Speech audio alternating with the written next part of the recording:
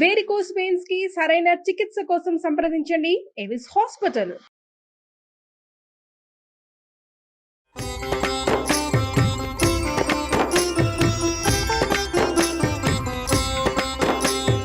నమస్కారం. విష్ణు పురాణం చెప్పుకుంటున్నాం. ఇవాళ రెండో భాగంలోకి వచ్చాం. బ్రహ్మ సృష్టి ఏ రకంగా జరిగింది, బ్రహ్మదేవుడు ఎలా భూలోకంలోకి వచ్చాడంటే సృష్టి క్రమం ఎలా ప్రారంభమైందో వింటున్నాము.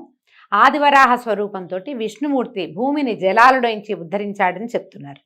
భూమిని సముద్రంలోంచి ఉద్ధరించిన తర్వాత మళ్ళీ బ్రహ్మరూపుడై సకల నదీ సముద్ర పర్వత ద్వీపాలను, సురాసుర నరపితృ లోకాలను, గరుడ గంధర్వ విద్యాధర పశుపక్షి మృగాది నానావిధ భూత సమూహమును మునుపటి సృష్టిలాగే సృష్టించి తగిన గుణరూప స్వభావ చేష్టలు కలిగించాడు అని చెప్పగా మైత్రేయుడు విని, గురుదేవ, బ్రహ్మ సృష్టి నువ్వు సంగ్రహంగా చెప్పావు, దాన్ని వివరంగా చెప్పమని అడుగుతున్నారు.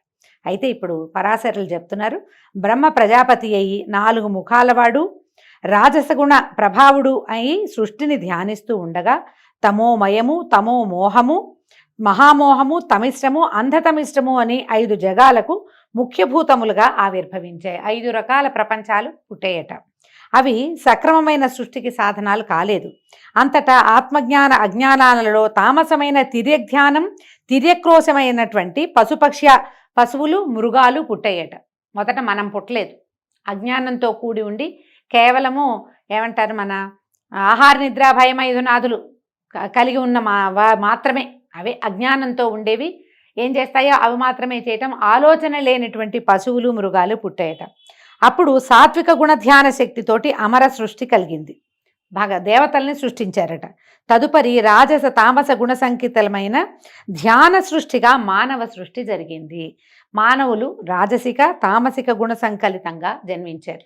మొదట మృగాలు, జంతువులు పుట్టినాయి, ఆ తర్వాత ఆ దేవతలు పుట్టారు, ఆ తర్వాతే మానవులు జన్మించారు. ఆ పైన కమలభవని సకలావయవముల నుంచి, ఆయన శరీరంలోని అన్ని అవయవాల నుంచి దేవ అసుర మనుజ పితృముఖ సచరాచర భూత సృష్టి జరిగింది. అంటే ఇవన్నీ సంకల్పాలు జరిగినాయి ముందు, ఆ తర్వాత సంకల్పం జరిగిన తర్వాత ఆయన అన్ని అవయవాల నుంచి, ఒక్కొక్క అవయవం నుంచి ఒక్కొక్క సృష్టి చొప్పున జరిగి చరాచర భూత సృష్టి జరిగిపోయిందట. తర్వాత ఆయా జాతులు వారి వారి కర్మల కారణంగా పుట్టి హింసాహింసలు, కాఠిన్య మార్తబాలు, నిందానిందలు, ధర్మాధర్మాలు, సత్యాసత్యాలు, జ్ఞాన అజ్ఞానాలుగా కలిగి ఇంద్రియ వ్యాపారాలకు తగిలి నానా విధములైన రూపాలు, జాతి స్వభావ చేష్టాగుణాలు కలిగేటట్టుగా సృష్టించారు. ఇది విని మైత్రేయుడు సగమే అర్థమైంది ఆయనకి, మనకమల్లేని. ఆయన అడుగుతున్నాడు, సరే మానవులు ఏ ఏ జాతులుగా బ్రహ్మావయవాల నుంచి ఉద్భవించారో చెప్పండి అంటే ఆయన చెప్తున్నారు. బ్రహ్మ సాత్విక గుణ రూపంగా ముఖం నుంచి బ్రాహ్మణులు, రాజస గుణ రూపంగా భుజాల నుంచి క్షత్రియులు, రాజస తామస గుణ రూపాన ఊరువల నుంచి వైశ్యులు, తామస గుణ రూపాన పాదాల నుంచి శూద్రులు పుట్టారు. వీరిలో బ్రాహ్మణులకు వేదాధ్యయనము, క్షత్రియులకు భూపాలన, వైశ్యులకు వ్యాపారము లేదా కృషి, శూద్రులకు బ్రాహ్మణ భక్తి, కృషి, అన్ని రకాల విద్యలు వీళ్ళకి విహిత కర్మలుగా నిర్ణయించారు. కర్మలు, అన్ని రకాల కర్మలు, బలంతో చేయగలిగే పనులన్నీ మీకు 4వ జాతికి ఇచ్చారట. ఈ 4 కులాల వారు కూడా బ్రహ్మ అవయవాల నుంచి పుట్టినవారే కనుక యజ్ఞాలు చేయటానికి అర్హులే. అంటే ఆ కాలంలో అన్ని రకాల జాతుల వాళ్ళు యజ్ఞం చేసుకునేవాళ్ళట. యజ్ఞాల వల్ల దేవతలకు సంతృప్తి, సంతుష్టి కలుగుతాయి. ఆ దేవతల ఆనందమే ప్రజాభివృద్ధికి మూలం. కాబట్టి యజ్ఞాలు కళ్యాణకారకాలుగా గ్రహించాలి. అందుకనే మనకి కృతయుగం అంతా యజ్ఞాలే ఉండేవంటి, పూజలు కాదు, యజ్ఞమే ప్రతి వాళ్ళు కూడా చేసేవాళ్ళు.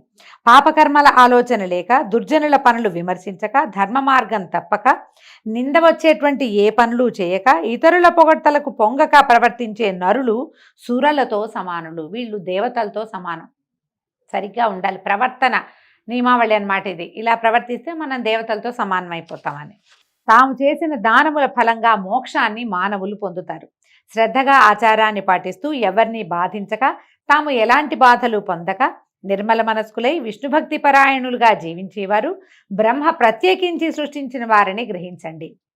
తామస గుణంతో లోభమోహాలకి లొంగి, పుణ్యక్రియల ఆలోచన లేక, రోగాలకు చిక్కి, పాపపుణ్యాలతో నలుగుతూ పామరులుగా ఉండేవారుగా బ్రహ్మ కొందరిని సృష్టిస్తాడట. కొందరు పుణ్యాత్ములు, కొందరు పాపకర్మలు, కొందరు పాలకులు, కొందరు సేవకులు, కొందరు మాననీయులు, కొందరు సంపన్నులు, ఇంకొందరు దరిద్రులు బ్రహ్మ సృష్టిలోనే ఉంటారు. భగవంతుడే బ్రహ్మే అట్లా రకరకాలుగా సృష్టిస్తాడు. వీళ్ళు తమ తమ కర్మల్ని అనుసరించి ఇప్పుడు ధనవంతుడు ధనహీనుడు గాను, ధనహీనుడు ధనవంతుడు గాను మారే అవకాశం ఉంది. ఆయనే పుట్టిస్తాడు పేదవాడిని. పేదవాడు గొప్పవాడు అవడా అవుతాడు. అయిన వాళ్ళని చాలామందిని చూస్తాం కదా. అట్లాగే పుణ్యాత్ములు పాపకర్మలు అవుతారు, పాపాత్ములు పుణ్యకర్మలు అయ్యే అవకాశం ఉంది. కార్తీక పురాణం దీన్ని ప్రతిపాదిస్తుంది. అడుగడుగునా మనం అట్లాగే చాలా కుకర్మలు చేసిన వాడు మళ్ళీ ఒక పూజ చేసి ఒక పౌర్ణమి నాడు దీపారాధన చేసి మళ్ళీ మోక్షాన్ని పొందాడని చూపిస్తారు. పరస్పరం ధనకాంక్షతో పోరాడే వారికి తగిన చతురంగ బలాలు, పురాలు, వాహనాలు బ్రహ్మ సృష్టి విశేషంగా తెలుసుకో. ఎప్పుడు యుద్ధాలు చేసే వాళ్ళకి బోళ్ళంత జనం ఉంటారు, వాళ్ళ దగ్గర జనం చేరుతూ ఉంటారనమాట. మానవుల జీవనానికి ధాన్యము, పప్పు దినుసులు, గో మహిషాలు, నివాసాలు, ఫలవృక్షాలు, తిలలు, పెసలు మొదలైన పదార్థాలు కూడా బ్రహ్మదేవుడు సృష్టించినవే. ఇలా సృష్టించిన పెంపులేని సృష్టి ఉండటం చూసి బ్రహ్మ ఏం చేశాడట, ఆయన మొదట సృష్టించిన గుంపే ఉన్నారు, మళ్ళీ ఏమి జరగటల్లా, ఎలా ఉన్నది అలాగే ఉంటుంది.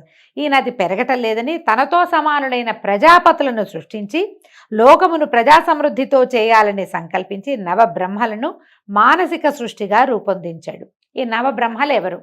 భృగువు, పులస్త్యుడు, పులహువు, క్రతువు, అంగిరసుడు, మరీచి, దక్షుడు, అత్రి, వశిష్ఠుడు. వీళ్ళని నవబ్రహ్మలుగా చెప్తారు.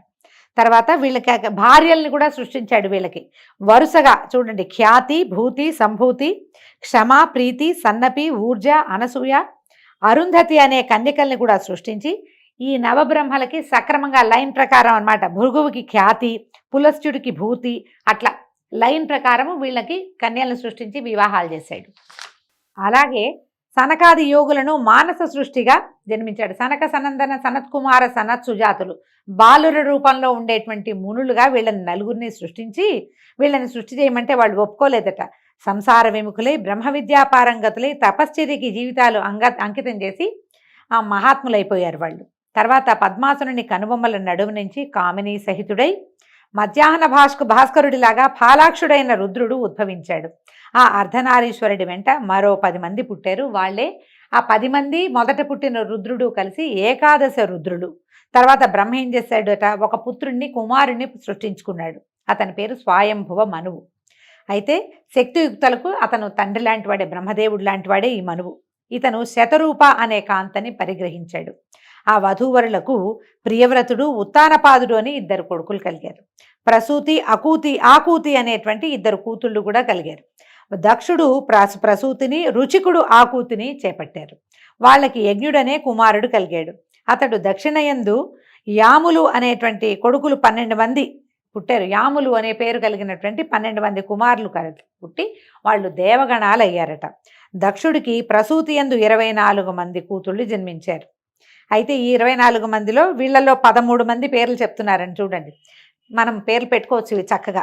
శ్రద్ధ, లక్ష్మి, ధృతి, తుష్టి, పుష్టి, మేధ, క్రియ, బుద్ధి, లజ్జ, వపువు, శాంతి, సిద్ధి, కీర్తి అనే 13 మందిని ధర్మువు అనేటువంటి దైవగణాల్లో ఒకడైన వాడికి ఇచ్చి వివాహం చేశారు. ఖ్యాతి, సతి, సంభూతి, స్మృతి, ప్రీతి, క్షమ, సన్నపి, అనసూయ, ఊర్జ, స్వాహ, స్వధ అనే 11 మందిని వరుసగా భృగువు, భవుడు, మరీచి, అంగిరసుడు, పులస్త్యుడు, పులహుడు, క్రతువు, అత్రి, వశిష్ఠుడు, అగ్ని, పితృదేవుడు వరించారు. తదుపరి కల్పారంభ సమయంలో బ్రహ్మ అంక నుంచి ఒకరిని పుట్టించాడట. ఆయన ఒళ్ళోంచి తొడమలోంచి ఓడిలోంచి ఒకడిని పుట్టిస్తే అతని పేరు నీలలోహితుడట. ఆ పుట్టిన వెంటనే ఆ శిశువు నాకు ఏడిచేట, నాకు పేరేమిటి అని అంటే రోధించటం వల్ల అతనికి రుద్రుడు అని పేరు పెట్టారట. ఆ బాలుడు అలాగే 7 సార్లు ఏడిస్తే 7 సార్ల నుంచి భవుడు, శర్వుడు, మహేశ్వరుడు, పశుపతి, భీముడు, ఉగ్రుడు, మహాదేవుడు అని పేర్లు పెట్టి రుద్రాదిగా ఆ 8 పేర్ల వాణిని చేసి 8 మందిగా విభాగించారట. ఈ 8 మంది ఎవరు? బ్రహ్మదేవుడి నుంచి జన్మించిన రుద్రులు సూర్యుడు, జలము, పృథ్వీ, వాయువు, అగ్ని, ఆకాశము, దీక్షితుడు, చంద్రుడు అనే శరీరాలుగా ఉండేటట్టుగా చేసి వరుసగా వాళ్ళకి మళ్ళీ భార్యల్ని సృష్టించాడు. ఇదంతా బ్రహ్మ సృష్టేనండి. వాళ్ళకి సువర్చల, ఉష, సుకేసి, శివ, స్వాహ, దిక్కు, దీక్ష, రోహిణి అనే వారికి భార్యలుగా చేశాడు. వీళ్ళకి వరుసగా భార్యల్ని సృష్టించాడు. అష్టమూర్తి అయిన రుద్రునకు మేనకా హిమవంతులకు జన్మించినటువంటి ఆదిశక్తి పరమేశ్వరి గౌరీ సతిగా ప్రస్తుతి పొంది భార్యగా అయింది. మొట్టమొదట అయినటువంటి రుద్రుడికి సతీదేవి భార్య అయింది. భృగువుకి ఖ్యాతి యందు ధాత విధాత అని ఇద్దరు కొడుకులు కలిగారట. లక్ష్మి అనే కూతురు కూడా భృగు, అందుకనే భార్గవి అంటారు లక్ష్మీదేవిని. భృగు నందనగా చెప్తారు. భృగువుకి మొదట లక్ష్మీదేవి జన్మించింది. ఆ లక్ష్మిని శ్రీహరికి ఇచ్చి వివాహం చేశాడు. అప్పుడు మైత్రేయుడు అడిగాడు. మనకు వచ్చే ఆలోచన మైత్రేయుడికి కూడా వచ్చింది. లక్ష్మికి ఆవిడ క్షీరసముద్ర రాజతనయ కదా, పాలకడల్లో నుంచి పుట్టింది బంగారు తల్లి. అయితే మీరు భృగుపుత్రిక అని చెప్తున్నారు, ఇదేమి వింత అని అడిగితే ఇప్పుడు ఈ సమాధానం చెప్తున్నారు. మైత్రేయ, సర్వభూతమయుడైన వాసుదేవుని మాయాశక్తి లక్ష్మీ రూపంతో అతనికి తోడుగా ఉంటుంది కనుక లోకాలకి సంపద కలిగించేవైన పరికరాలన్నీ శ్రీచిహ్నాలే అని చెప్పబడతగినవి. ఇంతెందుకు, లోకాలలో చరాచర భూతకోటి యందు అందమైన స్త్రీ రూపాలన్నీ లక్ష్మీ రూపాలే. దాన్ని మన అమ్మాయి మంచి కళగా ఉంది, లక్ష్మీ కళ అని చెప్తాం కదా, లక్ష్మీదేవి అలా ఉంటుందన్నమాట. పురుషాకారాలని, అందమైన పురుషాకారాలన్నీ హరిమయములనే గ్రహించు. పాలకడలిలో పుట్టిన రమాదేవి వాసుదేవుని దేవి అయి లోకంలో ప్రసిద్ధి పొందటం వేదవాక్కు. ఆ వృత్తాంతం మరీచి బ్రహ్మముఖత నేను విన్నది చెప్తానంటున్నాడు. ఇంకో వృత్తాంతంలోకి వెళ్ళింది. ఇందులో కొన్ని అసంబద్ధంగా అక్కడ అలా ఉంది ఇక్కడ ఇలా ఉంది అని అనిపిస్తుందండి. ఇవేంటంటే ఒక్కొక్క కల్పంలో జరిగినవి, కథలు కథలుగా చెప్పుకున్నవి, ఆసక్తికరంగా ఉన్న కథలని ఒక చోటకి చేర్చబడతాయి. ఇవి ఒక కల్పంలో ఈ కథ, ఇంకో కల్పంలో ఇంకో కథ, కొంచెం డిఫరెన్స్ తోటి కనిపిస్తుంది. అందుచేత కొంచెం ఎక్కడో ఒక కనెక్టివిటీ పోయిందని మనం భావిస్తాం, కానీ కనెక్షన్ ఉంది, అంత ఎక్కువగా లేదు, అంతే. అత్రికి అనసూయందు శంకరాంశతో జన్మించిన వాడు దూర్వాసుడు. కోపానికి పురుష రూపం. కోపించాడంటే బ్రహ్మరుద్రాదుల్ని కూడా గడగడలాడించగలిగినటువంటి అపరరుద్రుడు. తాపసులలో మిన్నగా పేరుగన్నవాడు. ఒకప్పుడు భూమినంతను పరిభ్రమించి ఇంద్రలోకానికి వెళ్ళాడు. అప్పుడు ఒక విద్యాధర కాంత నందనవనంలో ఉన్న పారిజాతాల నుంచి పువ్వులు కోసి దండ అల్లి పట్టుకుని వస్తూ ఈ దూర్వాసును చూసి ఆయనకి సమర్పించిందట. దూర్వాసుడు తన దండని తన జటలకు వేళ్లాడగట్టి విలాసంగా ఏనుగులాగా నడుస్తూ వస్తూ ఎదురుగా ఐరావతారూఢుడైన ఇంద్రుణ్ణి చూసి కొంచెం పక్కకి ఒత్తిగిలి నుంచున్నాడట. ఏనుగు వస్తుందని పక్కకి వెళ్ళాడు. అయితే ఇంద్రుడి దగ్గరగా వచ్చేసరికి దూర్వాసుడు తన జడల్లో ఉన్న పూదండను చూసి ఇంద్రుడికి అందించి దీవించాడు. ఇంద్రుడు ఆ దండను అంకుశంతో అందుకుని అలక్ష్యంగా ఐరావతం యొక్క కుంభస్థలం మీద ఉంచాడు. ఆ పూదండ పరిమళానికి గండు తుమ్మెదలు రొద చేస్తూ దాని మీద వాలగా ఐరావతం బెదిరి ఆ పుష్పమాలికను తొండంతో కింద పడేసి కాళ్లతో తొక్కి రేకులు ఊడగొట్టి నలిపి విసిరేసింది. అటు ఇటు ఉన్నవారు ఇంద్రుడు కూడా ఏనుగు చేసిన పనికి చప్పట్లు చరుస్తూ పకపక నవ్వారు. ఇంద్రుడు ఈ దుర్వాసుడు ఆ వికారపు పనిని చూసి నిప్పులు రువ్వుతున్నటువంటి కళ్ళతోటి, ఔరా ఇంద్ర, అమరాధిపతిని ఆదరించి మన్ననగా పూదండ ఇస్తే రాజ్యాధికార మతంతో ఇట్లా దుర్వినీతంగా ప్రవర్తిస్తావా? నీ సిరి సంపద సముద్రంలో కలియుగాక అని శపించి వేడి నిట్టూర్పులు విడుస్తూ వడివడిగా వెళ్ళిపోయాడు. వెంటనే ఇంద్రుడు పరిగెత్తుకుంటూ దిగేశాడు. ఏనుగు దిగి పరిగెత్తాడు. దూర్వాసునికి ఆ పాదాల మీద సాష్టాంగంగా నమస్కరించి చేతులు జోడించి నన్ను క్షమించమని బతిమలాడాడు. నా తెలివి తక్కువతనాన్ని క్షమించు, అనుగ్రహించు అని గద్గద కంఠంతో ప్రార్థిస్తే ఆయన నెయ్యి పోసిన అగ్నిలాగా, అగ్నికి ఆజ్యం పోసినట్టు అంటాం కదా, ఇంకా ఉడికెత్తిపోయేట. దురాత్మ, మర్యాదామన్నా లేక నన్ను అవమానించావు. ముజ్జగాల దొరతనం అంత మత్తెక్కించింది నీకు. అలా చేసిన అవమానం చాలక ఇంకా ఏదో మాట్లాడి నన్ను వల్ల వేసుకోవాలని చూస్తున్నావా? నోరు మూసుకుని పోతావా, లేదా నీ ఊరు పేరు పోయేలాగా శపిస్తానన్నాడు. ఆనాడు దొంగవేషం వేసి అహల్యను అవమానించి గౌతముని చేత దయతలిచి బతికి వచ్చావు. నేను గౌతముణ్ణి కాను. నా కోపానికి అగ్ని కూడా బూడిదవ్వాల్సిందే. అత్రిమహాముని కొడుకుని తెలుసా నేను? పోపో, నువ్వు ఇంకా ఏమైనా అన్నావో నీ బతుకు నడివీధి మెతుకవుతుంది. భరించరాని అవమానం చేసావు, పోపో అని ఏ శాపావసానము చెప్పకుండా ఇలా చెయ్యి పోనీలే అని అనలా. ఆయన మన్నించడం అనేది అసలు ఆయన చరిత్రలోనే లేదనమాట. పరిగెత్తినట్టు వడివడిగా వెళ్ళిపోయాడట. చేసేది లేక ఇంద్రుడు వెనక్కి తిరిగొచ్చి కందిపోయిన మొహంతో దుఃఖంతో కుందుతూ ఐరావతం ఎక్కి ధారగా కన్నీళ్లు కార్చుకుంటూ భవనానికి వెళ్ళాడట. అమరావతి అంతా కలకలం వచ్చేసింది. ఏమిటా అని వాకిట్లో నుంచి బయటకు వచ్చి నుంచుంటే అప్సరసలు, కల్పవృక్షము, కామధేనువు, ఐరావతము, ధనరాశులు ఒకదాని వెంబడి ఒకటి పెనుగాలికి దొర్లిపోయినట్టుగా ఎక్కడికో దొర్లి వెళ్ళిపోయినాయి. ఇంద్రజాలంలాగా అమరావతి మొత్తం సర్వం సహా శూన్యమైపోయిందట. దూర్వాసుడు పెట్టిన శాపం ముల్లోకాల ప్రభువుకి తగిన ముజ్జగాలకి ఆవరించేసింది. మొత్తం ఈయనకొక్కడికే కాదు, మొత్తం అంతా పోయింది. ధరలో దాన ధర్మాలు తెరచాటయ్యాయి. అనావృష్టి, సస్యనాశనం, ధనధాన్యాల తరుగుదల, యజ్ఞాలు అసలు పేరుకి అవన్నీ పోయినాయి. యజ్ఞాలు అసలు లేని లేవు. దేవతలకి ఉపవాసమేనట. ఎందుకంటే ఏదైనా యజ్ఞం జరిగితేనే దేవతలకి భోజనం. ఇలాంటి దౌర్భాగ్యం పట్టింది, ఏమైపోతుందో ఏం చేయాలో తెలియక వీళ్ళంతా దుఃఖంలో ఉంటే ఇదే సమయం అని విప్రజిత్తు మొదలైన దానవులు అమరావతి మీదకి దండెత్తారు. చాటుమాటుగా అక్కడ ఇక్కడ ఇరుక్కుపోయి కదలకుండా ఉన్న సంపదని కొల్లగొట్టి ఈ ఇంద్రుడిని ఎదిరించారు. సర్వసన్యాసం చుట్టుకున్న ఇంద్రుడు వారిని ఎదిరించలేక పారిపోయి బ్రహ్మను దర్శించి దూర్వాసన శాపం వల్ల ముల్లోకాలకి తనకి పట్టిన దౌర్భాగ్య దశని రోధిస్తూ చెప్పుకున్నాడట. ఈయనేమన్నాడు బ్రహ్మదేవుడు, దూర్వాసుడు సామాన్యుడు కాదు, సిరి సంపదలు నీకు పోయినా నువ్వు ప్రాణాలతో బతుకున్నావు, అంత సంతోషించు. ఇక అతని పేరు చెప్తే నా గుండె కూడా గడగడలాడుతోంది. అయితే నిన్ను ఈ సమస్యల నుంచి నిన్ను కాపాడగలిగిన వాడెవరంటే ఒకే ఒక లక్ష్మీరమణుడు మాత్రమే, సర్వశక్తి సంపన్నుడు. ఆ స్వామిని ప్రార్థిద్దాం పదాని అగ్ని మొదలైనటువంటి దిక్పాలకుల్ని, బృహస్పతి మొదలైన మునులని దగ్గర పెట్టుకుని పాలకడలిలోకి వెళ్ళాడట. అందరూ శ్వేత ద్వీపం చేరారు. ఆ ద్వీపం నడుమునున్న వైకుంఠము, దానిలో లక్ష్మీ మండపంపై సనకాదుల దివ్య ప్రసంగాలు వింటూ ఉన్నటువంటి కోటి కందర్పమూర్తిని, పుండరీకాక్షుణ్ణి, దివ్యాలంకార శోభితుణ్ణి, పీతాంబరుణ్ణి, లక్ష్మీ మనోహరుణ్ణి దర్శించి ఆనంద పరవశులయ్యారు. వీళ్ళ దగ్గర ఉన్న సంపద అంతా పోయింది, కానీ సాక్షాత్తు లక్ష్మీరమణుడైన విష్ణుమూర్తి మాత్రం ప్రశాంత చిత్తంతో ఉన్నాడు. శ్వేతకల్పం అంతా వైభవోపేతంగానే ఉంది. అప్పుడు ఈయన అడిగాడు, దేవేంద్ర ఏం వార్త, ఇంత చిన్నబోయినట్టుగా ఉన్నావు, నీ కళ తగ్గిపోయింది, బ్రాహ్మణ క్షోభ ఏదో నీకు తగిలినట్టు తోస్తోంది అని అంటే, అప్పుడు ఈ దూర్వాసుడు శపించడము, ఇంద్రరాజ సంపద అంతా నాశనం అవటాన్ని, ఇది ఎలా తప్పుతుంది, ఈ దౌర్భాగ్యం నుంచి తప్పించుకోవటం ఎట్లా చెప్పమంటే, అప్పుడు ఏం చెప్పాడంటే, వాసవ విచారించకు, నేను చెప్పేది వినమన్నాడు. దిక్పాలకులతో వెళ్ళు, రాక్షసులతో కపటపు సంధి చేసుకుని వాళ్ళు మీరు పాల సముద్రంలో ఓషధి లతలు వేసి మందరగిరి కవ్వంగా వాసుకి తాడుగా ఆ సముద్ర మథనాన్ని చేయండి. నా సహాయం సమయానుకూలంగా ఉంటుంది. అమృతంతో సహా మహిత వస్తువులు, ముల్లోకాల వైభవానికి కారణాలైనవన్నీ మళ్ళీ వస్తాయి. అమృతపానం అవుతుంది. ఆ పోయిన సంపదంతా మీ వశమవుతుంది. రాక్షసులకు చెందేది శ్రమ మాత్రమే. నువ్వు యథాపూర్వకంగా నువ్వు ముల్లోకాలకి అధిపతి అవుతావు, వెళ్ళు అని ధైర్యం చెప్పి పంపించాడు. అందరూ ఆనందంగా వెనుతిరిగి వచ్చారు. చమత్కారంగా మాట్లాడి ధనుజులతోటి సంధి చేసుకున్నారు. మందరగిరిని పెళ్లగించి తెచ్చారు. వాసుకుని కవ్వపు తాడుగా చుట్టి పాలకడలిలో వేశారు. ఓషధి లతలు చుట్టూతా ఉంచారు. అడుగున ఆధారం లేక ఈ మందరగిరి లోపలికి వెళ్ళిపోయిందట. వెళ్ళిపోతే ఇంద్రుడు మనసా పుండరీకాక్షుని ధ్యానించి ప్రార్థించగా పద్మాక్షుడు వచ్చి 1,00,000 యోజన విశాలమైన కూర్మరూపం ధరించి జలధిలో ప్రవేశించి మందరగిరిని పైకెత్తి తన వెన్ను మీద ధరించాడు. తర్వాత అది అక్కడ ఉండగానే నిజరూపం వచ్చి నిజరూపంలో పైకొచ్చి దేవదానవులను చూసి తరమండి, బాగా చిలకండి అని ప్రోత్సహించాడు. దేవతలు వాసుకి తోకను, దానవులు తలను పట్టుకుని మందరగిరిని తిప్పడం ప్రారంభించారు. వాసుకి శ్రమాధిక్యం వల్ల విడిచే నిట్టూర్పులతోటి విషజ్వాలలు వచ్చి దానవులని బాధించేవి. వాళ్ళు ఆ బాధకి చిక్కి అలాగే తిప్పుతుంటే దేవతలు ఎలాంటి శ్రమ ఎరక్కుండా తిప్పారు హాయిగా.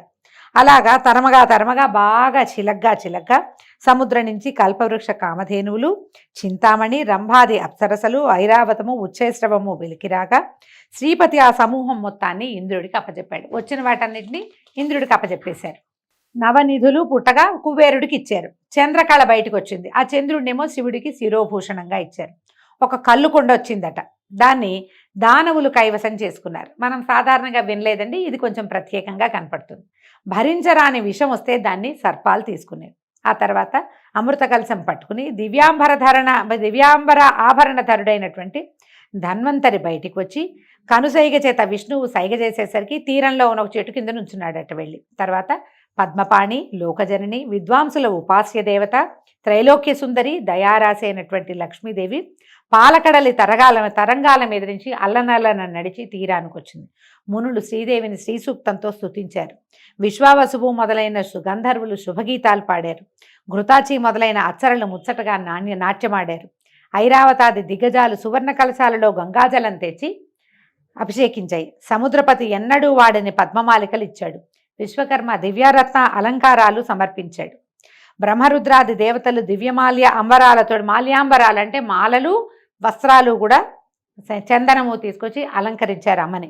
ఇలాగా మహావిభవాభిరామ అయిన ఆ దేవదేవిని దేవదేవుడు పరిగ్రహించి వక్షస్థల నివాసినిగా చేసుకున్నాడు. ఆమెను ఎత్తి తన హృదయంలో ప్రతిష్ఠ చేసుకున్నాడు. మొదట ఆవిడ బయటకు వచ్చినప్పుడే అమ్మ నిత్యానపాయిని అయి ఆయన వక్షస్థలాన్ని ఆశ్రయించి ఉన్నదట. తర్వాత ముల్లోకాలు సకల సంపద్వృద్ధిని పొంది కళకళలాడాయి. శ్రీహరి తనకు శత్రువులైన దానవులకు తృణమైనా చేరనీయక జలధిలో సంభవించిందంతా తన అనుచరులైనటువంటి దేవతలకే సంక్రమింపచేశాడు. అప్పుడప్పుడు ఇది అన్యాయం కదా అనిపిస్తుందండి. ఏమీ ఇవ్వలేదు, వాళ్ళతో చిలికిచ్చాడు కానీ వాళ్ళకి ఏమి ఇవ్వలేదు, పక్షపాతిగా ప్రవర్తించాడు అనిపిస్తుంది.